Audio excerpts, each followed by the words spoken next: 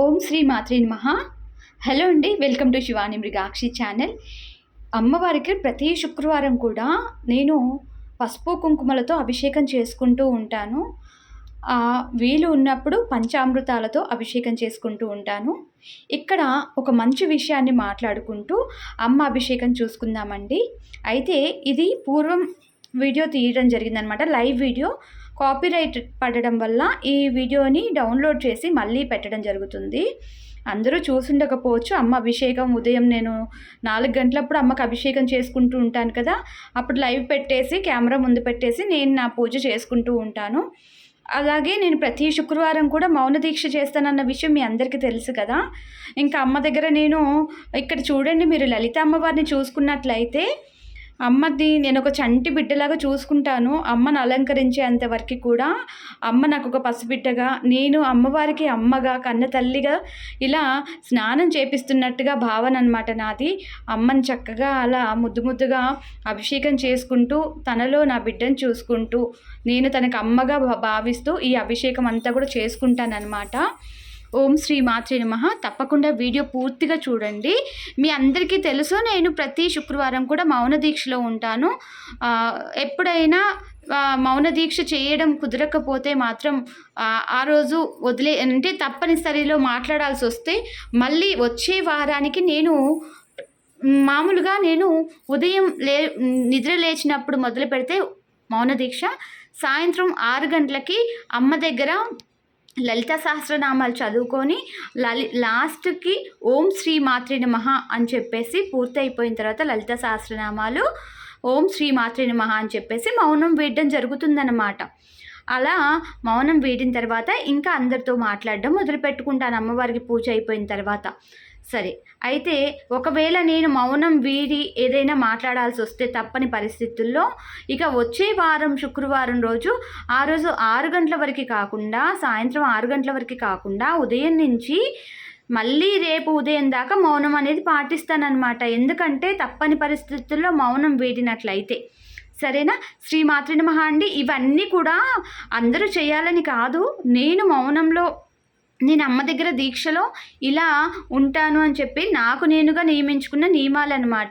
ఇక్కడ మనం ఒక మంచి అమ్మకు సంబంధించిన ఒక శుభకరమైన మంగళకరమైన కార్యక్రమం చేస్తున్నాం కాబట్టి ఈ కార్యక్రమంలో మంచి నిర్ణయాలు తీసుకోవడంలో తప్పు లేదు. మనం ఏమీ చెడు చేయట్లేదు, అమ్మకి పూజ చేసుకుంటున్నాము. పూజా విధానంలో మేము ఇలా ఉంటామమ్మా అని చెప్పేసి నాకుగా నేను కొన్ని కట్టుబాట్లు పెట్టుకొని ఇక్కడ అమ్మ దగ్గర నేను పూజ చేసుకుంటున్నాను. అంతే తప్పించి ఎవరిని ఇబ్బంది పెట్టడానికి కాదు. నా వల్ల నేను మౌన దీక్ష చేయడం వల్ల కానీ, నా పూజల వల్ల కానీ ఎవరికి ఎటువంటి ఇబ్బంది లేదు. ఇక చూసే వారికి కూడా అమ్మకు అభిషేకం జరిగేటప్పుడు అది ఆనందకరంగానే ఉంటుంది. అమ్మని చూస్తున్నంతసేపు కూడా, అమ్మ చిరునవ్వు చూస్తున్నంతసేపు కూడా మన మనసులోని ఆందోళనలు, బాధలు ఇంకా అన్నీ కూడా మర్చిపోయి ప్రశాంతంగా ఉండొచ్చు. అందుకోసం అని చెప్పేసి నేను లైవ్ అనేది పెట్టడం జరుగుతుంది. అంతేకాదు, అమ్మకి నేను పూజ చేసుకునే విధానం మీ అందరికీ నచ్చుతుంది. ఎవరెవరైతే ఇప్పటికీ ఈ కాలంలో కూడా మేము పూజ ఇలా చేసుకుంటే ఏమన్నా అవుతుందేమో, అలా చేసుకుంటే ఏమన్నా అవుతుందేమో అని కంగారు పడిపోయి చాలామంది దైవానికి దూరంగా ఉండడం జరుగుతుంది. అంటే పూజలకి దూరంగా ఉండడం జరుగుతుంది. నిజానికి దైవానికి కావాల్సింది మనసు పెట్టి చేసుకునే పూజ. మనము అమ్మ గురించి ఆలోచించిన, అమ్మ నామస్మరణ చేసుకున్నా కూడా ప్రతీది కూడా మనసు పెట్టి చేస్తే అది పూజతో సమానమని పెద్దవాళ్ళు చెప్తుంటే వినడం జరిగింది. అదేవిధంగా నేను అమ్మకి పూజ చేసుకున్నప్పుడు అమ్మని నేను ఒక కన్న బిడ్డగా చూసుకుంటూ ఉంటానన్నమాట. కన్న బిడ్డని మనం తిట్టడం, కొట్టడం చేస్తాము. అలా నువ్వు ఎలా అమ్మని బిడ్డలాగా చూసుకుంటావు అని అంటే, అమ్మ బిడ్డ దగ్గర అల్లరి చేస్తున్నప్పుడు మరి గద్దాయించాలి, ఒక దెబ్బ కూడా వేయాల్సి వస్తుంది.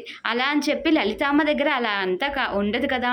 కానీ అమ్మని ప్రేమగా ఇలా బుజ్జగిస్తూ, అమ్మకి అభిషేకం చేస్తూ, అమ్మ కబుర్లు చెప్పుకుంటూ, అమ్మని చూసుకొని మురిసిపోతూ, అమ్మ చిరునవ్వులు చూస్తూ అన్నీ మనసులో ఉన్న బాధలన్నీ మర్చిపోయి ఆ క్షణం అమ్మ దగ్గర కూర్చున్నప్పుడు మన గుండెల్లో ఉన్న బాధ అంతా కూడా అమ్మకు చేరవేస్తూ ఉంటే అమ్మ తప్పకుండా కనికరిస్తుందనేది నా నమ్మకం.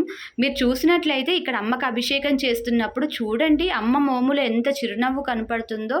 అక్కడ నేను అమ్మకు పూజ చేయడమే కాదు, మీ అందరికీ చూపిస్తున్నప్పుడు తన చూపు అంతా కూడా మీ అందరి మీద ఉంటున్నట్టుగా మీరు గట్టిగా గమనించి చూసినట్లయితే ఆవిడ మిమ్మల్నే చూసి నవ్వుతుందా అన్నట్టుగా అనిపిస్తుంది అమ్మవారి ముఖంలో ఉన్న నవ్వు.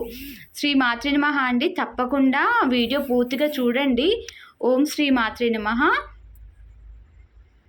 ఇక త్వరలో అమ్మకి నేను పీఠం పెట్టుకోబోతున్నాను. అయితే పీఠం పెట్టడానికి 1-2 నెలలు టైం పట్టేటట్లుంది. కానీ అప్పటి వరకు చాలామంది ప్రశ్నలు పెట్టడానికి అమ్మ పాదాల దగ్గర కాల్స్ చేస్తున్నారు, మెసేజెస్ చేస్తున్నారు. అవన్నీ కూడా నేను అటెండ్ చేసి రిప్లై ఇవ్వలేకపోతున్నాను. వీలైనంత వరకు కూడా రిప్లై ఇచ్చే ప్రయత్నం చేస్తున్నాను, కానీ అవ్వట్లేదు.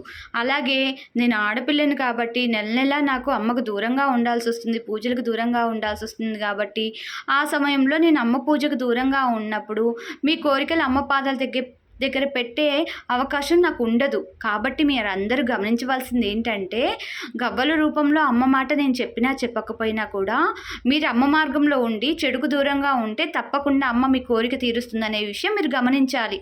నేను ప్రతిసారి మీరు గవ్వలు వేసి అమ్మ మాట చెప్పించుకున్నప్పుడు చూడండి లైవ్లో, ప్రతి ఒక్కరికి నేను చెప్పే మాట పదే అదే విషయం చెప్తాను. ఏం విషయం చెప్తాను? మీరు అమ్మ మార్గంలో ఉండండి, ఆడపిల్లల్ని లలితా స్వరూపంగా మర్యాదించండి, మనసులో ఎటువంటి చెడు లేకుండా, నాలుక మీద ఎటువంటి అసభ్యకరమైన మాటలు లేకుండా ఆడపిల్లల్ని మర్యాదించినట్లయితే, ఆడపిల్లల్ని అమ్మ స్వరూపంగా మర్యాదించినట్లయితే, ఇతరులకు ఎటువంటి చెడు చేయకుండా ఉన్నట్లయితే తప్పకుండా అమ్మ మనకు తోడుగా ఉంటుంది. మనం నిస్వార్థంగా కోరుకున్న ధర్మపూరితమైన కోరికని అమ్మ తప్పకుండా తీరుస్తుందని చెప్పేసి చాలాసార్లు చెప్తూ ఉంటాను. అదేవిధంగా నేను అమ్మ దగ్గర గవ్వలు వేసి అమ్మ మాట చెప్పకపోయినా కూడా మీరు అమ్మ మార్గంలో ఉంటూ అమ్మ పాదాల దగ్గర ప్రశ్న పెట్టినట్లయితే అమ్మ తప్పకుండా మీకు కూడా సమాధానం చెప్తుంది. అమ్మ నుంచి వచ్చిన సమాధానం తప్పకుండా జరుగుతుంది. నేను పెట్టడం వల్ల కాదు, మీరు కూడా స్వచ్ఛమైన మనసులో ఎటువంటి మలినం లేకుండా, ఇతరుల మీద ఎటువంటి చెడు ఆలోచనలు లేకుండా మీరు అమ్మని పిలుచుకొని చక్కగా మీ మనసు పెట్టుకొని మీ ప్రాణం పెట్టుకొని అమ్మని పిలుచుకొని అమ్మ పాదాల దగ్గర మీ కోరిక పెట్టినట్లయితే అమ్మ తప్పకుండా మీ కోరిక తీరుస్తారు. శ్రీ మాత్రే నమః అండి. చూసారా, అమ్మకి పసుపు అలంకరణ పసుపుతోటి అభిషేకం చేసేసి ఆవిడికి ఇష్టమైన పసుపుతోటి ఇలా అభిషేకం చేసి కుంకుమని బొట్టుగా పెట్టిన తర్వాత ఎంత కళగా ఉన్నారో కదా.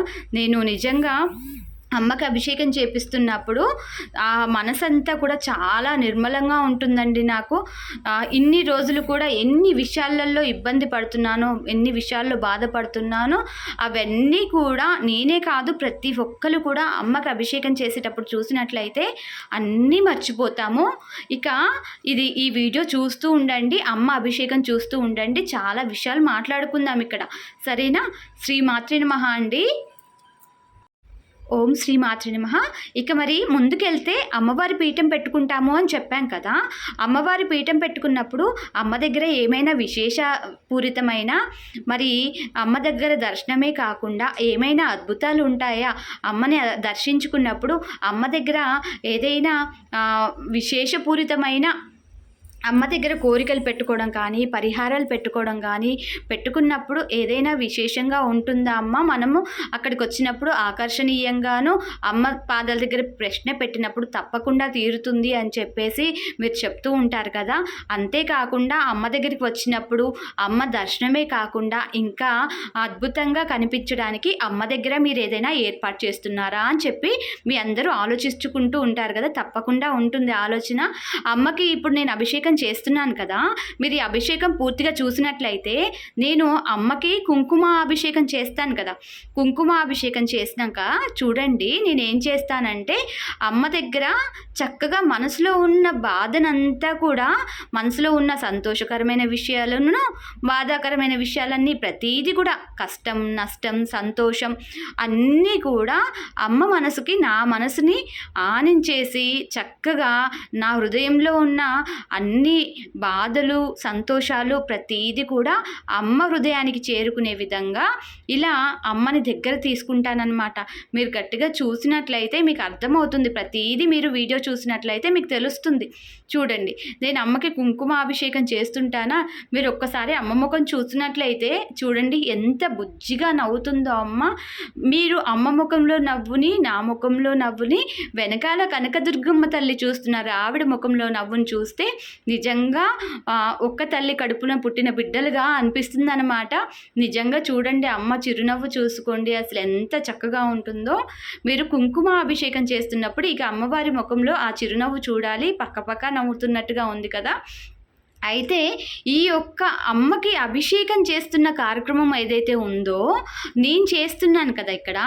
కానీ ఎవరైతే అమ్మ దర్శనానికి వస్తారో వారు అమ్మవారి అభిషేకంలో పాల్గొంటారు. ఇక్కడ నేను అమ్మకు అభిషేకం చేస్తున్నాను కదా, అక్కడ స్వయంగా మీరు కూడా అమ్మకు అభిషేకం చేసే ఏర్పాటు చేస్తాను. కానీ ఇక్కడ మీకు ఒక పరీక్ష ఉంటుంది. ఎవరైతే అమ్మవారికి అభిషేకం చేయాలి అనుకుంటున్నారో వారందరూ కూడా ఒక పరీక్ష ఉంటుంది. ఆ పరీక్షలో మీరు పాల్గొంటేనే మీకు అమ్మ కాడ అభిషేకంలో పాల్గొనే అవకాశం ఉంటుంది. మరి తప్పకుండా ఆ పరీక్ష ఏంటి అనేది అమ్మవారి పీఠానికి వచ్చిన తర్వాతనే చెప్పడం జరుగుతుంది. ఏంటి అనేది అప్పుడు చెప్తాను, సరేనా? అయితే ఇక్కడ అమ్మ అభిషేకంలో కూర్చోవడం వల్ల మీరు అమ్మవారిని హత్తుకొని కూర్చుంటారు. అంటే మీ హృదయాన్ని అమ్మ హృదయానికి దగ్గరగా ఉంచేసి మీ గుండెల్లో ఉన్న సంతోషాన్ని, బాధని అమ్మతో పంచుకుంటారు. అమ్మకి స్వయంగా మీ హృదయంలో నుంచి ప్రతి విషయం కూడా అమ్మ హృదయానికి చేరుతుంది.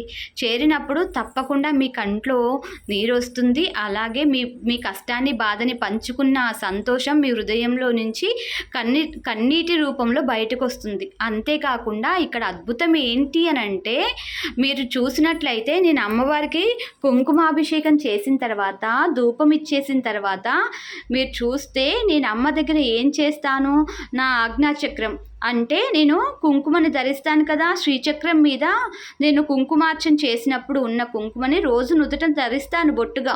ఆ బొట్టులో అమ్మవారి రూపం కనపడుతుంది తప్పకుండా. ఎవరైతే అమ్మకి దగ్గరగా ఉండుంటారో, అమ్మ పూజలకి దగ్గర అయి ఉండుంటారో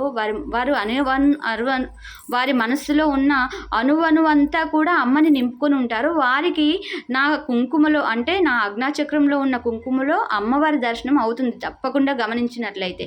అయితే ఇక్కడ నేను చెప్పదలుచుకుంది ఏంటి అని అంటే, ఇప్పుడు నేను కుంకుమ ధరించిన స్థలాన్ని అంటే నా బొట్టు పెట్టుకున్న ఆజ్ఞాచక్రం ఉన్న స్థలాన్ని అమ్మ యొక్క కిరీటం పైన అంటే అమ్మ యొక్క తలపైన ఇలా నేను నా బిడ్డని నేను దగ్గర తీసుకున్నట్టుగా తీసుకొని అమ్మని ఇలా నా తల అనిచ్చేసి నేను అమ్మకి నా హృదయంలో ఉన్న కష్ట నష్టాలు, సంతోషాలు, బాధలు అన్నీ కూడా అమ్మకి అప్పచెప్పుకుంటూ ఉంటానన్నమాట. ఆ సమయంలో అమ్మ చేసే అద్భుతం ఏంటి అనేది నేను ఇక్కడ చెప్తాను. కానీ ఇక్కడ నేను చెప్పడం వల్ల ఎవరికి అర్థం కాదు.